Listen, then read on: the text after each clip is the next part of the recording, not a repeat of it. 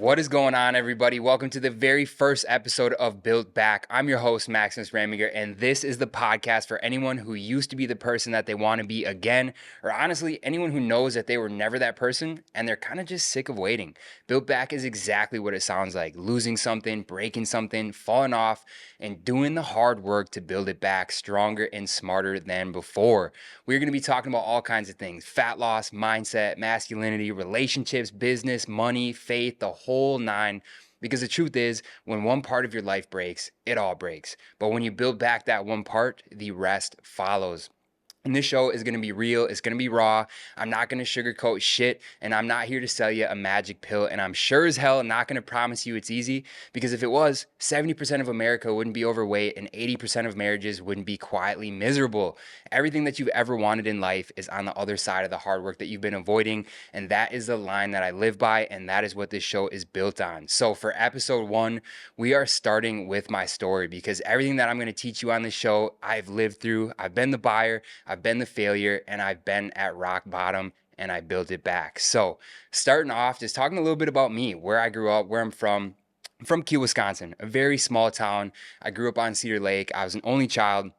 Still am, obviously, but I spent every summer on the lake, wakeboarding, boating, snowboarding in the winter. And to start off my body dysmorphia journey, literally from the ages of 8 to 12, like every single time I was near water, I wore the same thing. It was a blue pool t-shirt on my dad's pontoon, pool parties, birthday parties. Like, it didn't matter wherever I was, I didn't take it off. And I wasn't bullied because of this, but nobody made me feel less than because of it. Like, nobody pinched my cheeks or called me chubby. Like, it really just kind of felt like the bully was more internal. And at like such a young age, I was already telling myself the story that like I just felt different. I didn't look like the other boys. And the story that you tell yourself as a kid, like, it doesn't really go away. It just kind of goes underground and it ruins your life until you actually do the work to dig it out. And this is where really my body dysmorphia started.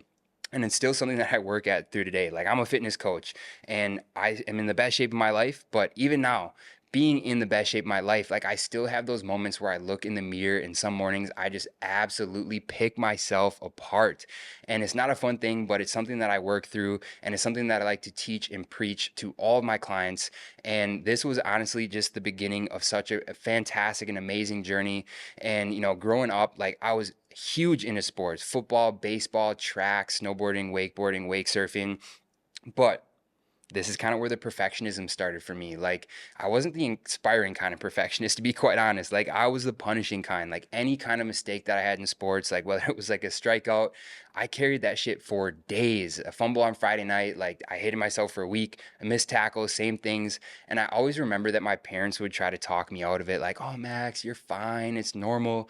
But it didn't matter because I was bullying myself internally. I did this in so many different areas of my life. Like, I was truly just a hard critic to myself, just nitpicking everything. And, by the time high school kind of came around, like, I outgrew that chubby phase, and that was kind of when the skinny phase started. Still was not a fan of what I looked like in the mirror. I didn't like it when I was younger. I didn't like it when I got into high school. And really, this is around the age, around like 15 to 16, when I was getting into high school sports, playing varsity my freshman year for football. This is when I really took a deep dive into the fitness realm, health, nutrition, all the things. And I bought my first course. Fucking V-Shred. Fuck that guy. It was a 90-day cookie cutter program, and it was marketed at guys like me that got absolutely obsessed with being lean. Like, all I wanted was a six pack. I obviously wanted the ladies to enjoy, looking good, feeling good. But one of the best things that I learned about during these diets was the discipline side of things. Like, it was insane during the cut. Like, I was so fucking dialed in for 90 days. I was just so extreme. I'd bring my meal prep to fast food restaurants with my friends, and of course they'd be giving me shit, picking on me like, "Oh, come on, pussy, like, just have some food." Like, I was eating chicken and rice while everyone else was having burgers and fries. And like, I legitimately had dreams of Oreos at night. Like, my friends, I remember this, I was at lunch and they would like wave the sweet treats in front of my face. And like, this is when like my extreme dieting phase began, because I ran the same 90-day cut 3 different times. I tried carb cycling, I tried keto, I did intermittent fasting. I was cutting out all this crazy shit. I wasn't having any of my favorite foods. And 3 times in a row, I rebounded. But what I learned during this is that diets have an expiration date and lifestyles don't. And anything that you can't sustain at a birthday party, on a vacation, at a wedding, like on a stressful Tuesday when you're just pissed off at the world and work, like that isn't a real system. And I thought I was a broken one. Like after time and time and time again of me trial, error, rebounding, putting the weight back on, like what I didn't realize that it was a program. That's what was broken. Like the system was broken. The whole 90 days to get shredded live was broken. And this whole cycle that I got in, like as extreme as I was on this end of the spectrum, like I'll get to it a little bit later when I'm talking about this story. But this just became such a recurring theme in so many different areas of my life. But to where I am today, a fitness coach, being able to help people across the entire world and making such a large impact, like what truly got me into this was a back injury. In my junior year of high school, I was 17 years old.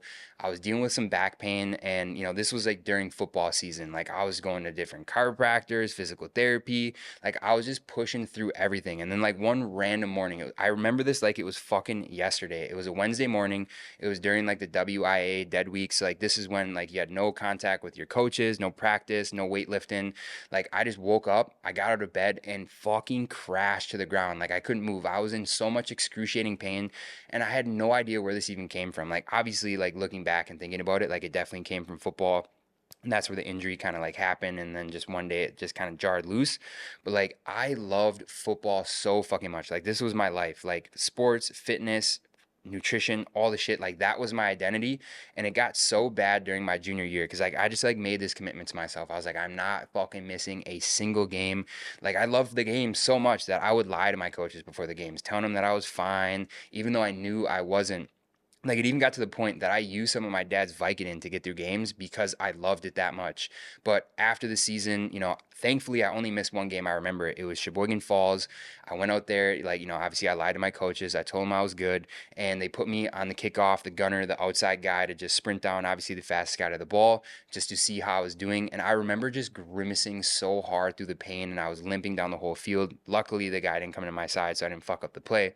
But that was like the moment where I realized like, holy shit, like this is serious. Like this was like, obviously it was sciatica, and I didn't know that at the time. Like, going through all the different things, I was doing dry needling, all kinds of different shit and all kinds of band-aids to kind of mask the pain. But then the season ended, and I realized that before track season I had to get this shit figured out.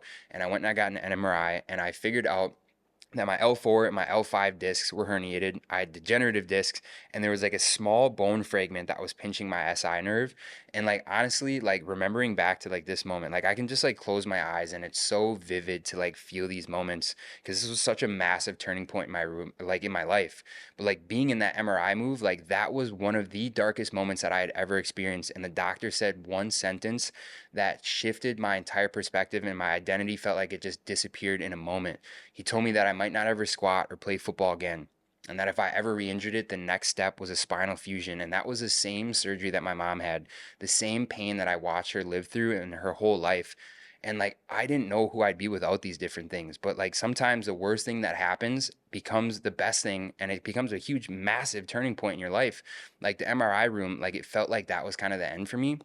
But honestly, it was kind of just the beginning. Like eventually I had the surgery, I went through the whole shit, the insurance process, and it was just 5.5 weeks of recovery. Like if you're going to have a back, or I should say a back surgery, like pray that it's going to be a microdiscectomy. Like that was kind of what I was dealing with there. 5.5 weeks, it wasn't really that bad, but obviously, on the back end of that, I don't know if you guys have ever heard of phantom pain, but like my nerve was pinched for around 6-ish, 7-ish months.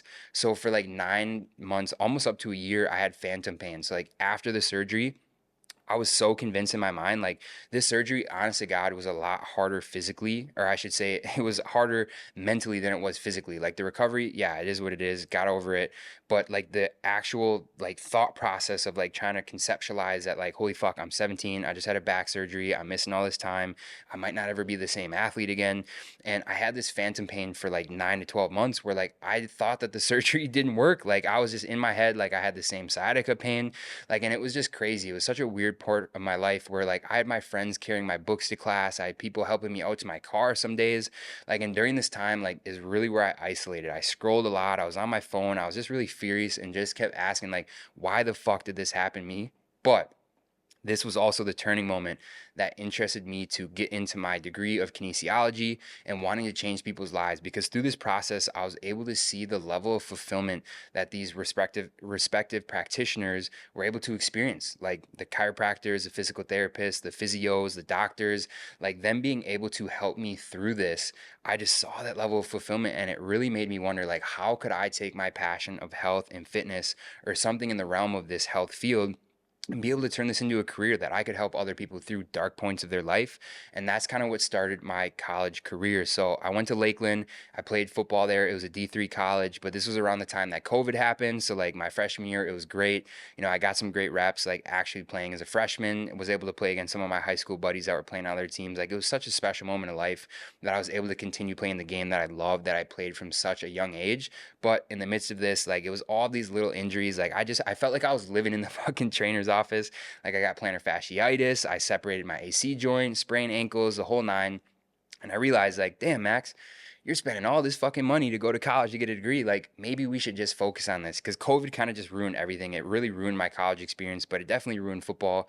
So, like, my freshman year, it was completely normal. I had a good season. Sophomore year was like right when COVID hit. Like, I remember I was in PCB, Panama City Beach, with my buddies, and we were in the hotel room. We were having a couple drinks, getting ready to go down to the clubs. I think it was like the day, I forgot what DJ was playing, but it was a fun moment, honestly. But we're mixing a couple drinks, and then like the TV turns on, and it's like, breaking news, the pandemic has broke loose. And we were like obviously freaking out because we didn't know what the fuck to do. We didn't know if we were getting home. Like immediately when we got back, had to evacuate all of our dorm, get all the shit off campus. And then like my sophomore year of college at Lakeland, like that's when football, like we didn't have the summer season. We tried doing like a spring, like it was supposed to be a shortened 5 game season, but we ended up only playing 3 because COVID ruined the rest of it. But that was kind of like the breaking moment for me, that I realized like, hey, it's probably time to hang up the cleats. So then I transferred to the University of Oshkosh my junior year to really just kind of refocus on the degree, kinesiology.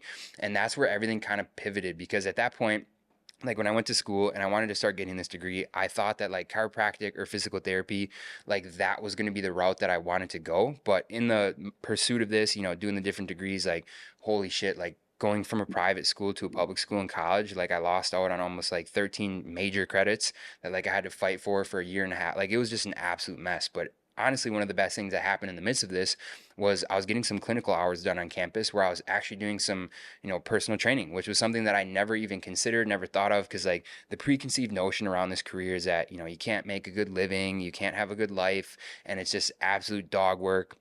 And like obviously that set in my mind, because I never even pursued it, because there's a couple different emphases that you could do within kinesiology. I did exercise and sports science. That was what I did. There was personal training, there was like, cross, or not cross fucking country, strength and conditioning. But when I started doing personal training, like I was training some of the professors on campus one-on-one. And that's like really when I started to fall in love with personal training, like not the working out, but like the actual coaching part. Like seeing someone walk in, they're broken, they've got these goals, and then, they just walk out feeling a little bit better. And then each session, you could just see them, they get in there, they're excited. Like this was really starting to spin some gears for me. And this is where, I really started to consider like, hey, maybe this could be my route. The same way that these physical therapists made me feel was kind of like how I was helping these people, in my rehabbing process. Like I was essentially helping them in the personal training realm. But in the midst of all of this, like this is where my actual rock bottom came.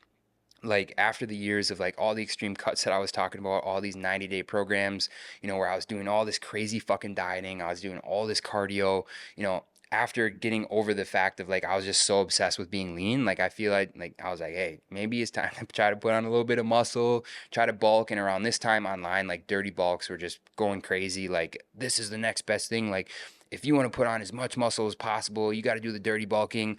And like I got sucked into it. Like at this point in my life, like I knew what I was doing, but I really didn't know. So like I was just so easily persuaded. Like I've wasted hundreds and thousands of dollars on supplements, because it's like, hey, if you get this, you're gonna, I tried fat burners. I did all this shit. Like anything that had like the shiny object thing with marketing, I got sucked into it. That's why I got sucked into V-Shred, all the supplements. So then as soon as I saw it, I was like, oh my gosh, like dirty bulking. This is how I'm gonna pack on all this fucking muscle. Like for years, I was just like, I pretty much lived in a calorie deficit. And, on the back end of that was fucking up my hormones. And, that's what got me into binge eating, like, of all these diets, day 91.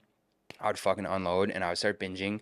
And then, I'd rein myself back in. I would do another diet. But then on the back end of this, like as extreme as I was on the end of like the deficits and the cardio and losing all this weight, I got obsessively extreme with the fucking dirty bulking. And like it was essentially just binging with a label on it. Like when I was in college, like I was Uber eating every night. Like Insomnia Cookies was right down the road from my fucking apartment. Like Chick-fil-A, McDonald's, the pizza by the slice. I can't remember the name of it, but like that was like the biggest thing. When we get done at the bars, we go get a couple slices of pizza, like the fucking big ones. And like I remember like I was to the point that I was fucking hiding wrappers from my roommates. Like, and I did this when I was back at home as well. Like, I just felt so guilty when I would have these binges that I would take the wrappers of like whether it be like the Oreos or the chips, and like I would like try to stuff it in like a different wrapper of like some healthy food, or like I would stuff it inside a bottle and hide it on the bottom of the trash can. Like it was fucked. Like I was doing this at home, and then I started doing it at college because I didn't want my roommates to just see the fact that I was doing these things. Like on the outside, I always made sure that I looked happy, and I did a couple of these different dirty bulk cycles. Like I was always able to kind of rein myself back in, but then I would rebound at the back end of it. And like this kind of just snowballed. And it was New Year's Eve in 2021. Like this was my fucking moment.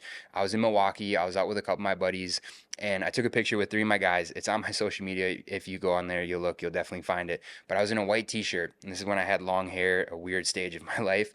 But looking back at this picture, like I woke up, I was hungover as fuck, and obviously we're all laying in my buddy's apartment, talking about the night, how fun it was, this, that, and the third. And then I pull out my phone and I look at this picture, and I was like, holy fuck.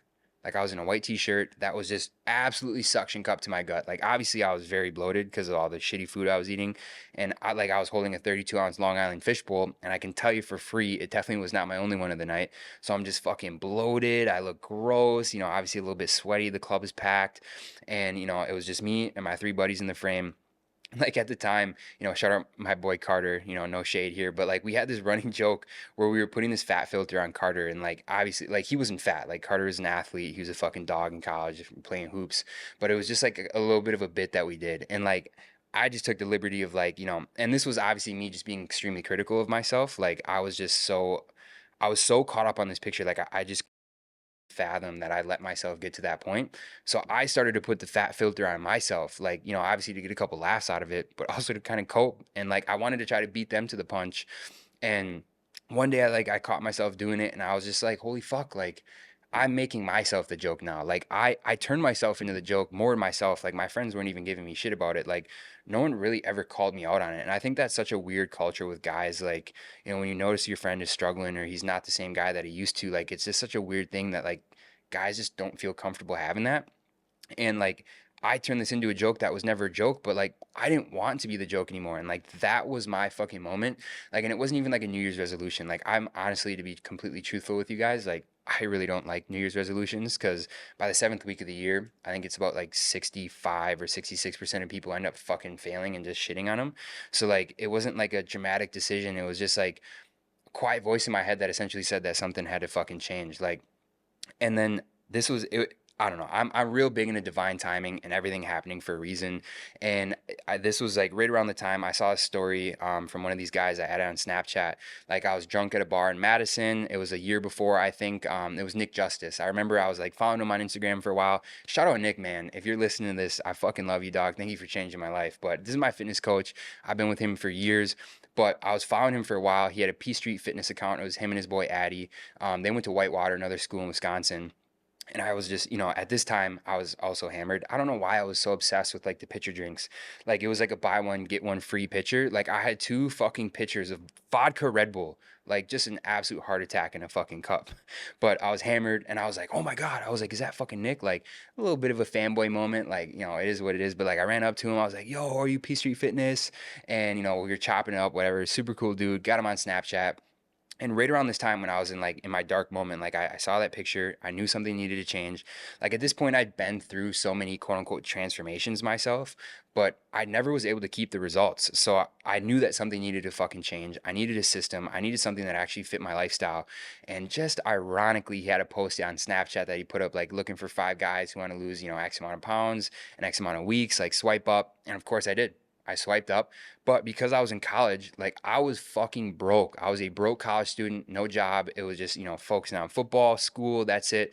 And like I was so broke that I sold my own blood to pay for a fitness coach. Like I would donate plasma 8 times a month to pay for my fitness coach twice a week, every single week without fail. I was always looking for the deals, and that was my income. Not only to, pay for my coach, but also the drinking because I was still in the loop of all that shit. But like the reason that that mattered was because that was the first time in my life that I had actual skin in the game. Like V-Shred was like $50. Like $50 really ain't shit. So like all these different programs that you guys are buying online, you don't really have any skin in the game. Like, and I quit V-Shred because, I didn't really feel anything about it. Like, I would fucking lose weight, but then I would gain it right back because I didn't have a fucking system to follow. But the plasma money was different because it was paying for school, it was paying for my coach, it was doing all the different things. But I realized that if I quit, that I would be quitting on myself in a way that I couldn't ignore. And like fast forward my transformation, my first one with Nick, I've been through multiple with this guy, but in 110 days with Nick, I lost 33 pounds. I went from 203 down to 170. Like I'm 5'10. Like I had never been over 200 pounds in my life. So seeing 203 on the scale, seeing that picture, that was like a fucking dagger to the heart that I was like, holy shit, something's got to change. But like, the weight loss wasn't really the win, but like the biggest win for me, that this was the first time in my life, in my fitness journey, that I had real structure, I had real macros, I had real training, and the best part was actual accountability. And like one of the things that I will never forget is that Nick told me that he believed in me when I didn't believe in myself. Because after, for so many times of just trial and error and failing, like at that point, I had convinced myself that I wasn't going to be able to find a solution, and that every time that I got results, that I was going to fuck it up, I'd self-sabotage, and I would end up gaining the weight back, or I would revert back, and then I'd have to find something else. But the fact that he said that, like, if you don't believe in yourself yet, borrow my belief and I'll hold on to it for you until yours catches up. Like, that is something that has stayed with me till this day. I had another mentor tell me the same thing, which is ironic. I'll kind of get to that part of the story. My coach's mentor ended up being, he's not my current mentor. But like the biggest thing at the end of those 110 days, like I did a side by side photo and it was really fucking cool. I still got it on my page. Like I look back at this picture a lot because this was the moment that truly changed my life. But like this was also the first time ever that I had some fucking muscle. Like I had a chest, I had biceps, I had some delts, and like that was the first summer that like I actually walked around the beach shirtless, like with fucking ridiculous confidence. Like it was like the first time in my life. Like I may have came off as like that confident guy in sports, but like I was finally the kid at that time that I didn't need the fucking blue t-shirt anymore. I see your leg. Like I didn't need to wear it anymore. Like that thing was a fucking moment of the past, but it was such a liberating feeling, like finally being able to make a transformation like that, build a system and habits and have the accountability that I could fucking keep these results for the rest of my life. And like after this, like this was kind of like getting towards the end of college. After this, like, my junior year going into my senior year. And like this is when like reality was kind of starting to set in where I was like, holy fuck, like I'm gonna be like a real adult now. I should probably figure out what I'm gonna do after college. And like there was a couple courses that I needed to take to like be my prerequisites to like get into doctorate school. Like obviously you have to apply, get accepted, but like I had this little thought in my head. I was like, fuck chemistry, fuck physics. Like I don't want to do that shit because I don't even know if I'm sold on going to grad school and like taking out like a $300,000 loan to become a chiropractor. But like I noticed like how successful Nick was, how many lives that he was changing, and I saw that he was working remote.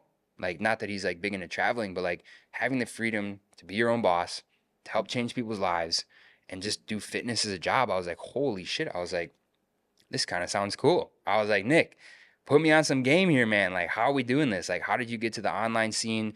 How did you like get into this? How did you start your business? And like, not only was he an amazing fitness coach, like he really started to kind of mentor me a little bit towards the business side of things, but he pointed me towards his mentor. And it was super weird, like another divine timing kind of thing.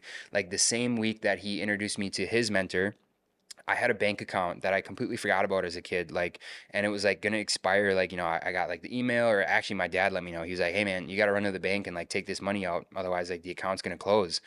And it was fucking wild because the amount that was in that bank account was almost the exact investment that I needed to sign up with this mentor to start learning about business, because I had a fitness background, or I should say kinesiology background. I didn't know jack squat about running a business, being an entrepreneur, but it was such a full circle moment. And I fucking signed up on the spot. I messaged Brian. He sold me by chat. And like literally that day, like that was the first time that I had ever vested any money in myself. And it was fucking scary, man. It was a couple $1,000. Like at that point, I had just graduated college. I didn't have a lot of savings. And I was like, holy shit. Like, but the fact that I found that random fucking bank account And it was almost the same investment. Like I just knew, I was like, you have to fucking do this, Max. It's gonna be uncomfortable, but you just gotta fucking push the needle forward and try something else and just get into it and just see what happens. And that is when I built the Gladiator Academy. It was like the end of 2023. And obviously, being the guy that I was, self-sabotaging as a nature for years and years and years, I did the same thing in the business. Like the first couple months I was kind of just fucking around. And like right after I graduated college, I had an internship. I was working at the YMCA, doing all kinds of stuff with youth. It was a really fun time and I enjoyed it. And like at the end of that, like I technically officially graduated. But then like my first big boy job was, I was a cleaning boy at a fitness facility in Kohler, Wisconsin. So vacuuming pools, doing all the towels, putting away the weights, cleaning shit, windows, like making the place look pretty. And this was like kind of my foot in the door to become a personal trainer. And as this was going on, I was like getting outside my comfort zone. I started my Instagram. I started posting, and like I still remember the first post that I made. It was like the top 3 tips to get bigger biceps. Like, and I was doing all of these like B-roll clips, like, because I was so scared of talking on camera. So it was all like the text on screen shit. But like, I finally got outside my comfort zone. Like, I wanted to start a fitness page back it was like probably my freshman year of high school, like right when I got into fitness and started getting addicted to it.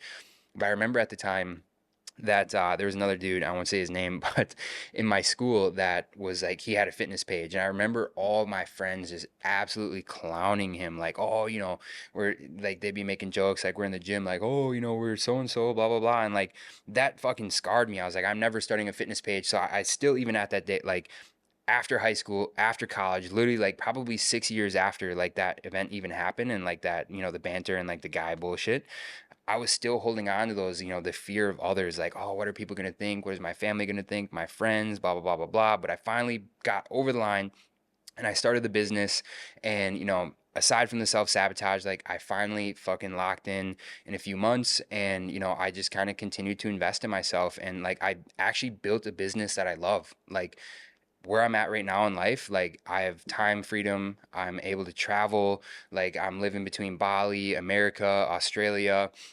And like one of the coolest moments of this, like the whole reason, aside from like getting into this business to change as many lives as possible, like I truly believe that that is like my calling on this earth. Like I have such a deep rooted passion in this business, and like I'm just so into it. I just want to help as many people as possible. Like I feel like that is why God put me on this earth. Like another part of this is like I want to be able to give back to my parents. Like being an only child, like my parents did everything for me. They're at every sporting event. They never missed an important moment in my life. And being an only child, like I can't lie, like I was a little bit spoiled as a kid. And I have such a deep rooted love for my parents that like I just want to be able to give back to them and just try to even just give them a fraction of what they've been able to give me. And like one of the coolest moments since I started this business, like last year, I was able to buy my dad a full expense paid trip to Colorado for snowboarding. Like growing up, like I started snowboarding when I was 5. And this is my dad and I's thing. Like, every year, obviously, we go snowboarding, and, in the summertime, like, I even remember too, like, I was 5, like, he'd put me between his legs on the wakeboard. And, like, I was just so, like, oh, like, this is fucking awesome. I love it. And then, obviously, getting into snowboarding, I actually started skiing first. And I fucking hated skiing. Snowboarding is way better for anyone listening. Um, but being able to like going on so many different trips with him, like we've been to Colorado, Utah, Montana, Alaska. Like every year of high school I went on these trips and hung out with like him and his friends. I was actually in a position that I fully expense paid. We went to Colorado, went to Steamboat. This is actually where I got that hat. Shout out Pops, shout out Steamboat. But I was actually able to just get his plane ticket, cover his bags, cover everything about the trip. And that was such a fucking cool moment for me, like to be able to give back to the guy who never missed a game. And also, he was an entrepreneur as well. Like, so he was kind of planting seeds for me at a young age, like seeing him run his own business, like having the freedom to be able to be at all my games, like take a day off of work to go on a snowboarding trip. Like, they were kind of just planting seeds in the back of my mind. So, like, when I actually started to become an entrepreneur, I was like, holy shit, like, this is what my dad did. And that was like, really cool moment for me. But like just kind of reflecting on this journey, like I've just kind of gotten addicted to personal development in the last couple years, and that is going to be a huge part of this podcast, is really diving into like the mindset side of things, because I truly feel like I wouldn't be where I'm at in life, not only in business but also with my physical life, like what my body looks like, how I feel, my health and everything, if it wasn't for the fact that I've just invested so much money and time into myself and my body. Like I was doing the math before this podcast, and this is fucking even scary to say out loud, but I've invested almost $100,000 since I started my business in 2023 in different coaches, mentors, programs, masterminds. Like I've been burned. I'll definitely make a podcast episode on this, but I got burned for $5,000 from a fucking shitty mentor one time. But like I've been built up. I've been the buyer over and over and over before I even tried to sell anything. And like every client that I work with, I should say, they kind of just have their own moment, like that Milwaukee photo for me, like the moment that they feel like they cracked, and like every single one of them, they needed the same thing that I needed. They needed structure, they needed skin in the game, and they needed someone to believe in them before they believed in themselves. And that is truly why I am in this business, to change people's lives, because I want to be able to help people skip the guesswork and skip all the shit that I did wrong, and be able to have that proven and predictable process of just being able to transform their life, not only physically, but mentally and also emotionally. Because you can have the best fucking workout program in the world, you can have the best diet plan, but if you don't actually fix your mindset and all the limiting beliefs, like that is going to be a huge topic on this podcast that I'm going to dive into, is how to really break down your walls and your limiting beliefs. Like if you actually don't start working on your mindset, and like I feel like the pink muscle that we got upstairs, the brain, is probably one of the most neglected muscles in the body. And that is one of the things I'm very passionate about mindset and being able to do these different things. So that's pretty much my story. I would say a pretty short version. Like there's 1,000 other pieces that I didn't really get to today. Just kind of wanted to bounce around, share a little bit about the story, the start, the beginning, getting to where I'm at today.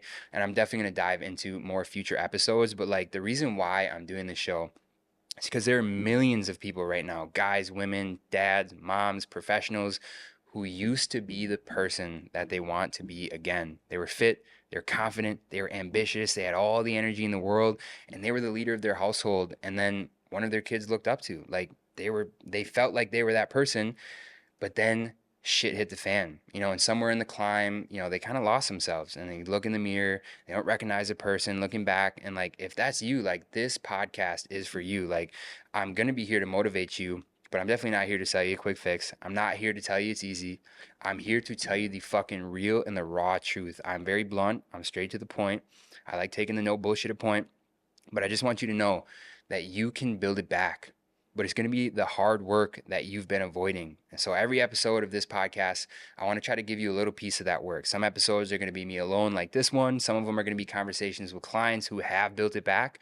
And some of them are going to be hot takes on the bullshit in the industry. Some are going to be deep dives on mindset, a lot on that, masculinity, money, faith, really whatever is getting in your way. I'm definitely going to be listening to the people on the socials, doing some Q&As and things like that.